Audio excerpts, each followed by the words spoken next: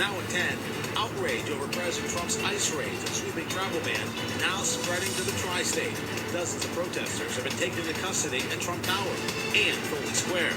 The escalation of protests in Los Angeles over the last couple of days is unacceptable, but we're not tolerating the futility in our city. This as President Trump deploys hundreds of Marines to L.A., looking to put an end to 4 days of unrest. Plus, rent-stabilized tenants in Brooklyn renewing their calls for a rent freeze as the board weighs another increase. PIX 7 News starts right now.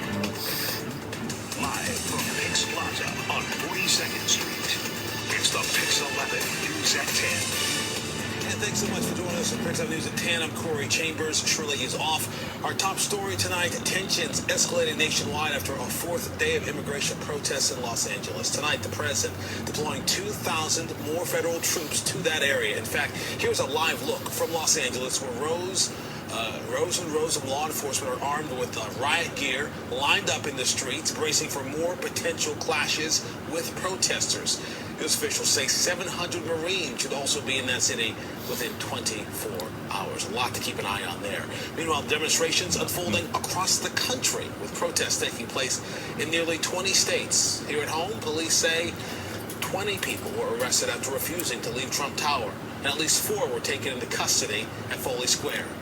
Mayor Adams is now warning New Yorkers about what could be coming. PIX 7's Linda Palmer joins us live from that protest at Foley Square with some new reporting tonight. Eileen.